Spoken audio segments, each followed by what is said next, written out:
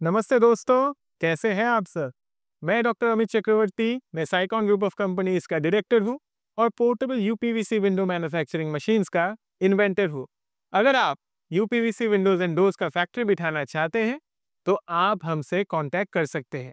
हम लोग fully portable UPVC Windows and doors का मशीन्स बनाते हैं, उसे आपको चलाना सिखा देते हैं और उसके साथ-साथ पूरे भारत का रॉ मटेरियल सप्लायर्स का लिस्ट भी आपको दे देते हैं, ताकि आपको आपका फैक्ट्री शुरू करने में कोई भी दिक्कत ना हो। तो चलिए आज का वीडियो शुरू करते हैं। आज हम लोग जिस टॉपिक के ऊपर बात करने वाले हैं वो है कि कमर्शियल बिल्डिंग्स में आप यूपीवीसी विंडो कैसे लगाना चाहिए। आपको यूपीवीसी विंडोज या फिर कोई भी किस्म का विंडो कैसे लगाना चाहिए। कमर्शियल बिल्डिंग से क्यों? क्योंकि कमर्शियल बिल्डिंग्स में कुछ गाइडलाइंस होते हैं जिसके हिसाब से आपको खिड़की लगाना पड़ता है। इसके बारे में हम लोग जानेंगे और किस किस्म का हार्डवेयर इसमें यूज होता है उसके बारे में भी हम लोग आज सीखने वाले हैं। तो बने रहिए और वीडियो को आगे बढ़ाते हैं। तो कमर्शियल बिल्डिंग्स में हमेशा आप देखे होंगे कि या तो फिक्स्ड विंडोज लगता है या फिर ओपनेबल विंडोज लगता है या स्लाइडिंग विंडोज लगता है, जो ज्यादातर लॉक रहता है या फिर अगर वो खुल भी सकता है तो वो बहुत ही कम खुल पाता है। इतना ही कम खुल पाता है कि आप उसमें से झांक भी नहीं पाएंगे। ऐसा क्यों है?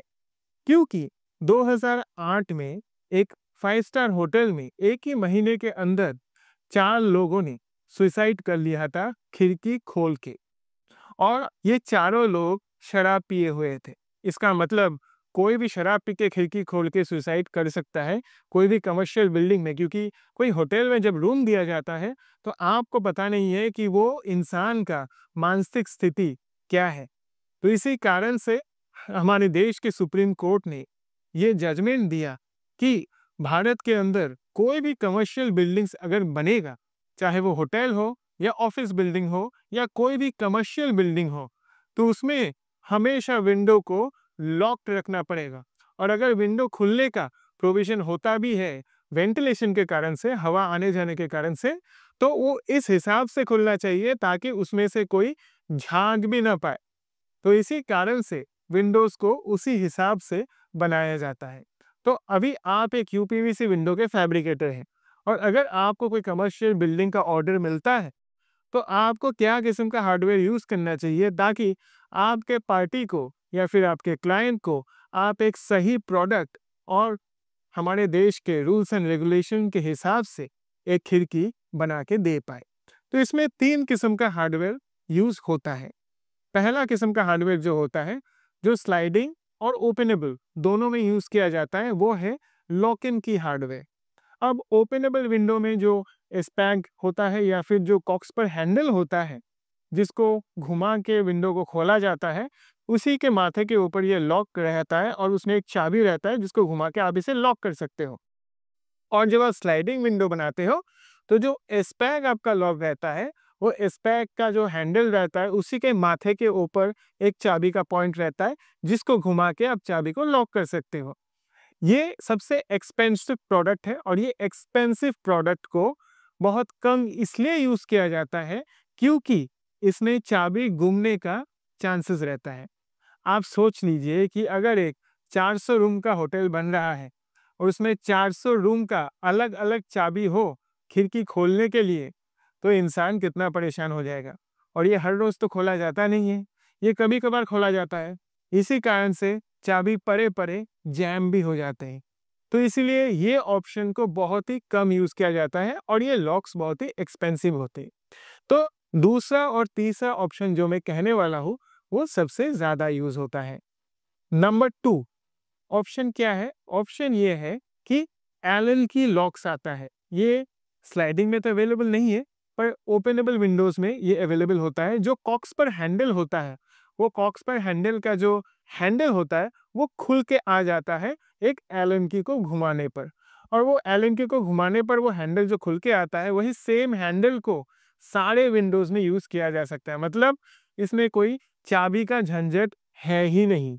तो इसी कारण से इस टाइप के लॉक को ज्यादातर जहाँ पे केसमेंट विंडो यूज होता है वहाँ पे यूज किया जाता है। और वो एक ही एलन की से अगर किसी का 100 रूम हो या 400 रूम हो, और 1000 रूम हो, कोई फर्क नहीं पड़ता है। वही सेम एलन की से सारे विंडोज के हैंडल को खोला जा सकता है और जब भी ज़रूरत पड़े वेंटिलेशन की या फिर हवा आने जाने की, तो वही हैंडल को एलन की को घुमा के हैंडल को लगा के उस खिड़की को खोल दिया जाता है। अभी अगर ऐसा कोई ऑप्शन हो जहाँ पे रेगुलर वेंटिलेशन की ज़रूरत पड़े, हवा आने जाने की ज़रूरत पड़े, तो वहाँ पे क्या किया जाए? तो वहाँ पे आपको क्रॉस बो फ्रिक्शन स्टे लगाना पड़ेगा। वहाँ पे ओपनेबल जो विंडो होगा या फिर जो टॉप हंग विंडो होगा, वहाँ पे आप अगर क्रॉस बो फ्रिक्शन स्टे यूज़ करेंगे, तो आपका खिड़की एक पॉइंट के बाद और खुलेगा नहीं। ये फ्रिक्शन स्टे है ही वैसा, आप जिसे हिंज कहते हो, ये फ्रिक्शन स्टे या हिंज है ही ऐसा कि वो एक पॉइंट से ज़्यादा खुलता नहीं है। वो खुद को अपने आप से लॉक कर देता है वहाँ पे। तो इसी कारण से पूरा खिड़की खुलता नहीं है, वेंटिलेशन हो जाता है, हवा अंदर आ जाता है, पर इंसान बाहर झाँक भी नहीं सकता। खुद को बाहर गिराना तो दूर की बात है। तो इसी कारण से क्रॉस बो फ्रिक्शन स्टे को यूज़ करेंगे और यहाँ पे वेंटिलेशन के प्रॉब्लम को सॉल्व करेंगे।